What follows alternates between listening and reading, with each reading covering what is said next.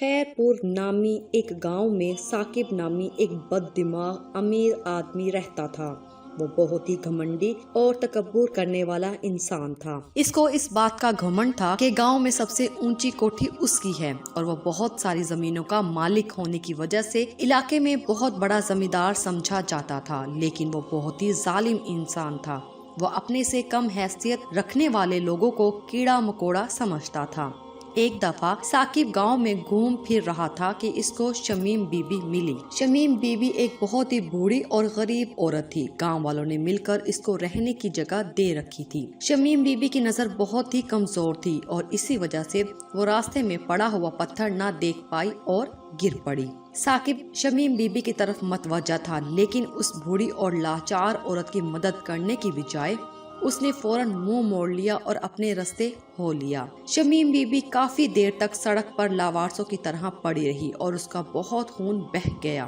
کافی دیر بعد ایک گاؤں والے نے شمیم بی بی کو دیکھا اور شور مچانے لگا۔ اس کا شور سن کر گاؤں والے اکٹھے ہو گئے اور سب نے مل کر شمیم بی بی کو اٹھایا اور حکیم صاحب کے پاس لے جا کر مرہم پٹی کروائی۔ گاؤں والے پہلے ہی ثاقب سے بہت نفرت کرتے تھے اور اس واقعے کے بعد ان کی نظر میں ثاقب کے لیے نفرت اور زیادہ بڑھ گئی، اور اسی وجہ سے سب گاؤں والوں نے مل کر ثاقب کے اس رویے کی شکایت گاؤں کے نمبردار کو لگائی۔ گاؤں کا نمبردار بہت ہی نیک دل انسان تھا جو غریب، لاچار اور بے بس لوگوں کے لیے درد دل رکھتا تھا۔ اس نے فوراً رفیق نمبردار کا ملازم کو گاؤں کے معززین کو اکٹھا کرنے کا حکم صادر فرمایا اور اسی وقت ثاقب کو بھی پنچایت میں حاضری کا پیغام بھجوایا۔ پنچایت میں ثاقب سے پوچھا گیا کہ تم نے ایسا کیوں کیا؟ تمہارے سامنے ایک بزرگ عورت بری طرح گر گئی اور تم نے اس کی مدد کرنے کی بجائے اپنا راستہ لے لیا۔ ثاقب نے غرور سے جواب دیا کہ وہ ان غریبوں کو اتنا اہم نہیں سمجھتا، لہٰذا یہ کہ وہ شمیم بی بی کے گرنے کا ذمہ دار نہیں تھا تو اسے اٹھاتا کیوں؟ اتنا کہہ کر وہ پنچایت سے اکڑتا ہوا چلتا بنا۔ گاؤں والے ثاقب کے اس رویے سے اور زیادہ پریشان ہو گئے تھے۔ ثاقب کا ایک بیٹا جس کا نام اویس تھا شہر میں تعلیم حاصل کر رہا تھا۔ ایک دن اویس شہر کے پارک میں چہل قدمی کر رہا تھا کہ اس کے دل میں اپنے موبائل کا خیال آیا اور وہ اپنی جیبیں ٹٹولنے لگا، لیکن اسے اپنا موبائل نہ ملا تو وہ سوچنے لگا کہ شاید اس کا موبائل کہیں ہاسٹل میں نہ رہ گیا ہو، تو وہ اپنا موبائل لینے کے لیے پارک سے باہر نکلا۔ پارک کے سامنے سڑک کی دوسری جانب اس کا ہاسٹل تھا، اسی لیے وہ جلدی میں دوڑتے ہوئے سڑک پار کرنے لگا۔ ابھی وہ سڑک کے درمیان میں ہی تھا کہ ایک تیز رفتار کار نے اسے زوردار ٹکر ماری اور آگے نکل گئی۔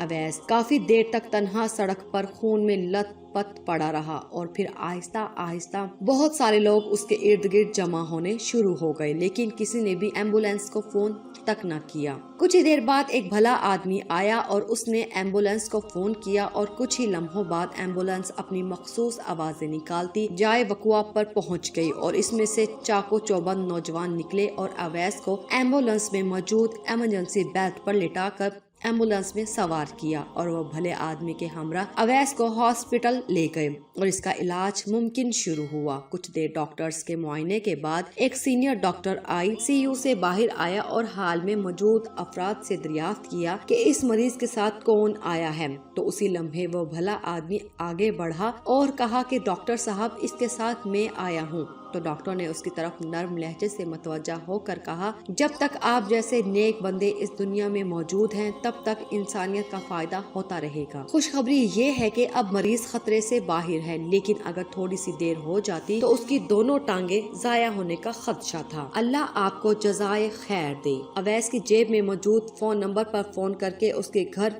اطلاع دے دی گئی اور کچھ دیر کے بعد ثاقب اپنی بیوی کو لے کر پریشانی کے عالم میں ہاسپٹل پہنچ گیا۔ جب اس کو یہ معلوم ہوا کہ اس کے بیٹے کی جان ایک انجان اور نیک انسان نے بچائی جو کہ اس کے بیٹے کو جانتا تک نہیں تھا، تو یہ سب دیکھ کر اسے اپنا واقعہ یاد آیا کہ شمیم تو میرے اپنے گاؤں کی تھی، تو میں نے اس کو گرنے سے کیوں نہیں بچایا، اس کو وقت پر حکیم صاحب کے پاس کیوں نہیں لے گیا۔